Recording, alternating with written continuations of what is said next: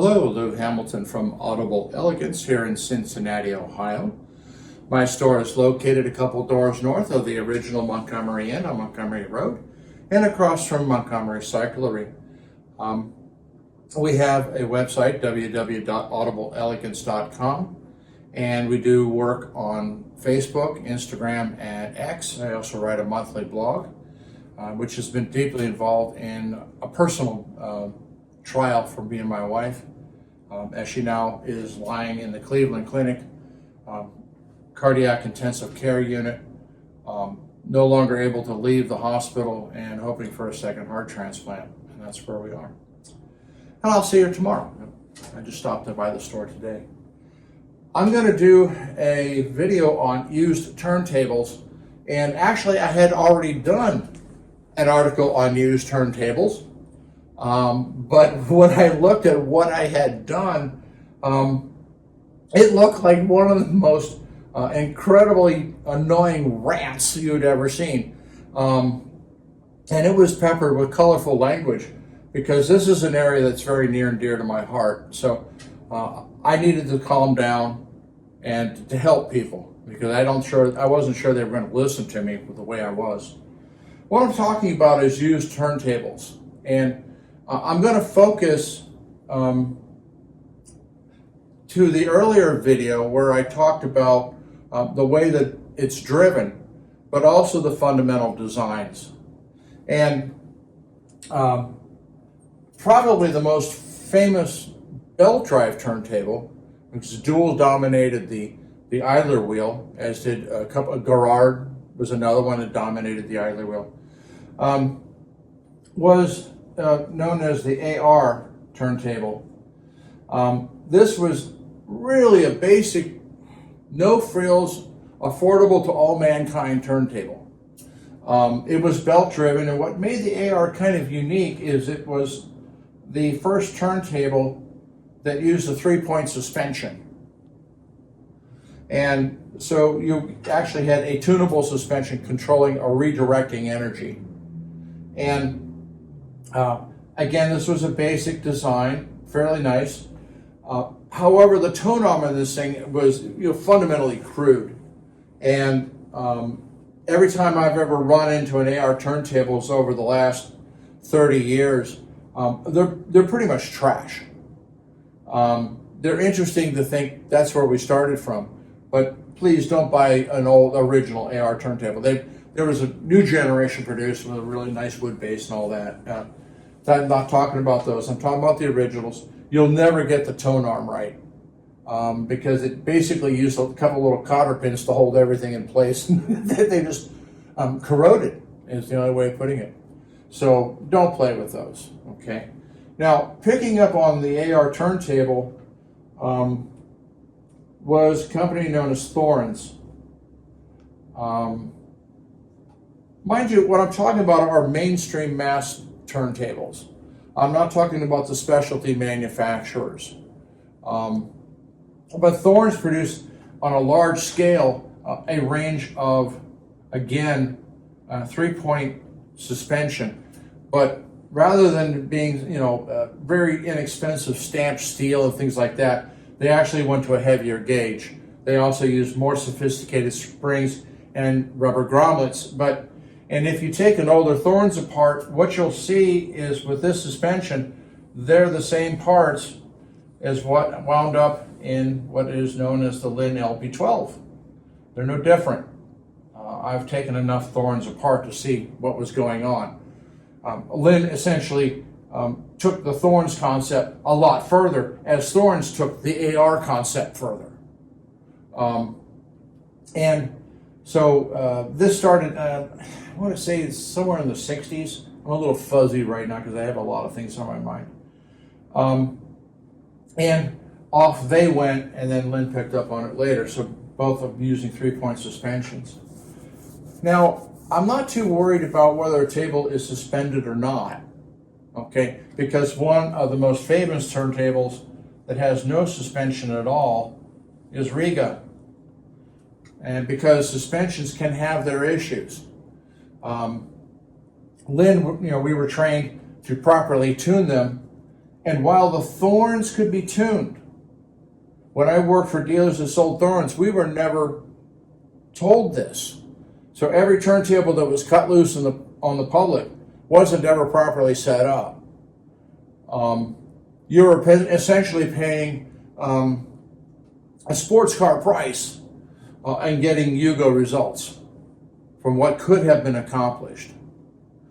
These were sold as basic turnkey. Just throw the cartridge on, give it to the customer, send them out the door, and it's a happy world. Well, that really wasn't the case. These things could have been much better in the field. And that's what Linn made sure of, is that you knew what to do to get the performance out of the deck itself. Riga avoids it. They use a solid plinth design. There's several other tables out there right now that are following the same suit. Fluence, I think, is another one that's a solid plinth design, and there's several others. Now, the solid plinth design also wound up in all things in the Technics turntables, the direct drives, and I think this had more to do with aesthetics and making it look cool as a table, as opposed to a conscious effort to deal with mechanical vibrations. At this point, this generation, and Kenwood and all the mass market Japanese manufacturers essentially relied upon the feet to deal with it, some more successful than others, which led to a whole new generation of dampening devices, special feet, Audio-Technica made them and such, to put under the turntable feet to help reduce the vibration that was literally going through their plinth system. They're still made today. You can still find them, and you know, that is what it is. So we're talking about kind of the concepts behind the table, but now I'm going to get to really the nitty-gritty, and we'll go from there. A turntable is composed principally of three areas: the platter, the tone arm, and then the cartridge is how it's viewed. I'm going to concentrate on simply the bearing, because in the used turntable market, and I see these used turntables going for really ridiculous amounts of money. If the main bearing is wrecked, it's over, okay? Now, I'm going to pick on one of my favorite tables to pick on, which is Thorens, because it was so popular. And the bearing system used on a Thorens is very similar to many other tables created today, in which you had a bearing sitting in a well. You know, bearing goes up and then it goes through the platter, okay? And it has a single contact point. Some bearings actually do it a little differently. As they come down, their bearing is flat. Mind you, these are making contacts in the sidewalls, they're not bouncing around. And then they use a captured ball bearing. So you actually have not one point, but two. And this has the potential for creating noise. And the quality and the similarity of the metal of the bearing itself and the ball bearing becomes critical. With Thorens, I'm going to go back here because it's easier to explain. They had a bearing and it had a single point contact. Now, where things begin to go wrong on used turntables is, number one, this surface here is known as a thrust plate.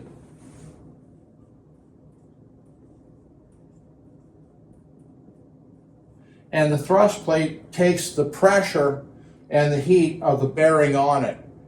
Many, many times we find that the thrust plate material is not the same as the bearing itself.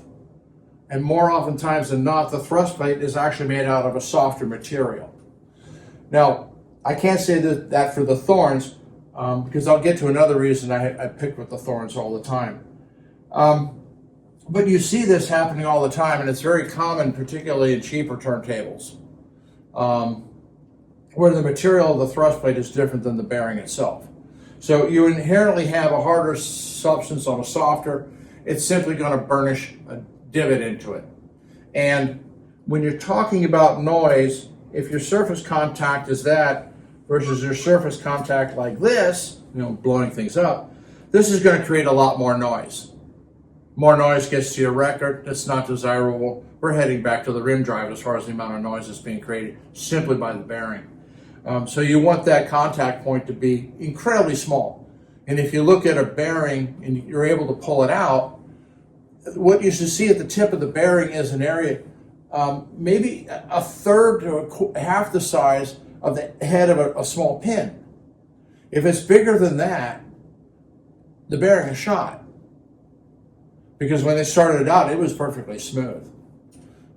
If your table's been really treated well, you actually will have a hard time even finding what looks to be, smaller than a flea on the end of on the bearing, and that's really ideal. This is where I get into Thorens, because a lot of people mistreat Thorens turntables. They don't handle them properly, so it's not uncommon to see a divot in the thrust plate caused by handling and perhaps the differential in metals in some cases, that is twice the size of a head of a pin. The bearing is already shot. So I don't care if the wood looks beautiful and it's just been oiled and everything looks perfectly clean, mechanically it's already over. It's like buying a beautiful car with an engine that's just about to throw the valve. It's over. You drive it 50 miles and you got smoke. That's the end of it. So that's part of the reasons I pick with the Thorens, because I see them the most. Now, the tables that scare me are the direct drive turntables. And the reason that they scare me is you have no ability to lift the inner platter off to actually inspect the bearing itself. So you have no idea what's going on in the thrust plate area. You have no idea what's going on with the bearing itself. At one time, I basically heard stories that they were using perhaps a captured ball bearing, but that this was plastic. I don't know, because I can't take one apart. One of these days I will, and when I get angry enough, I'll just rip one apart whether I like it or not. But regardless, you're not able to inspect the bearing itself. And that's why I get very, very leery when people have, some of the big upper end Pioneer direct drive turntables, and they're asking $1,000 to $2,000 for them.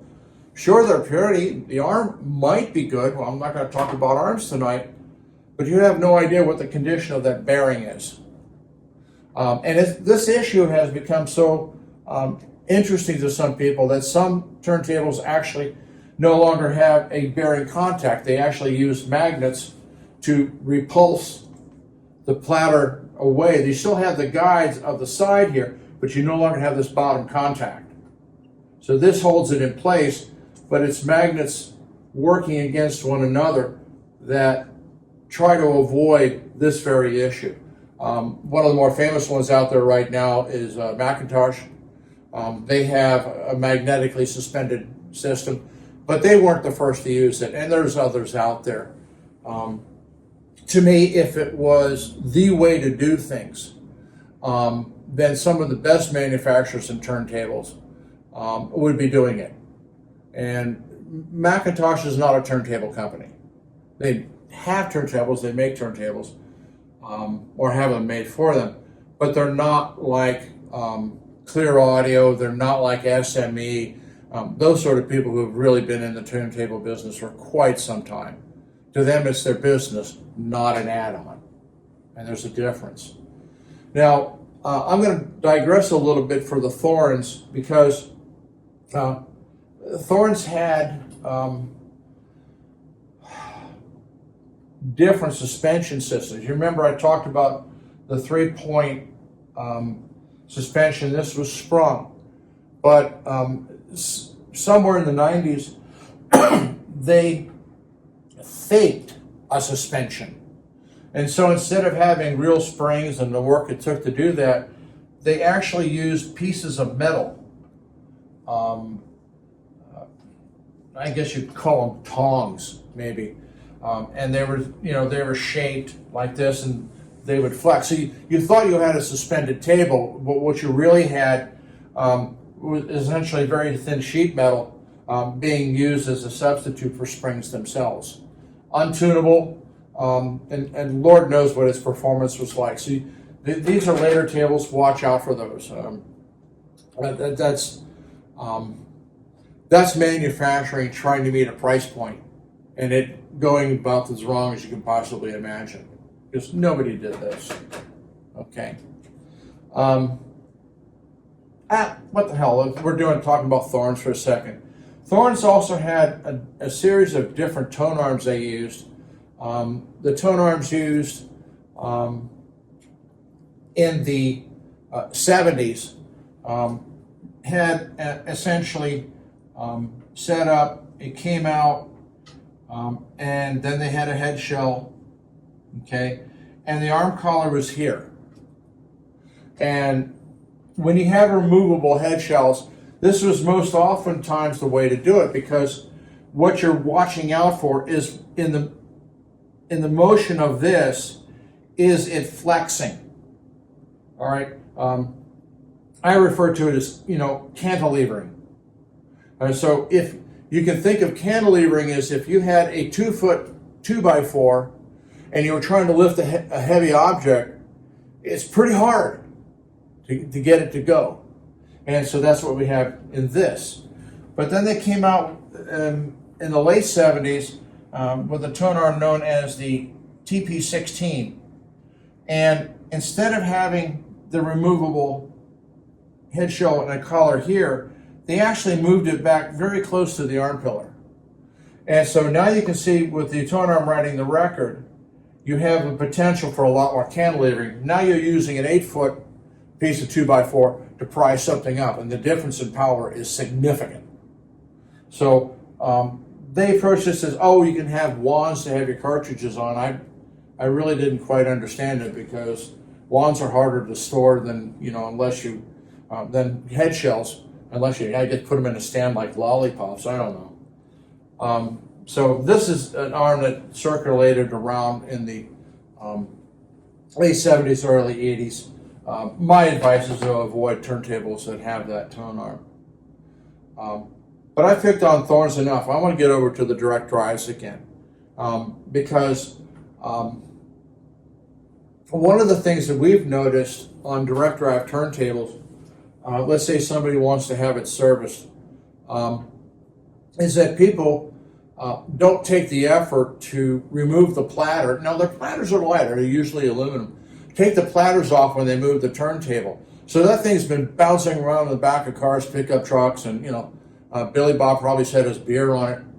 And so by the time we try to remove the platter from the turntable spindle, we actually have to use a lot of force to pull it up.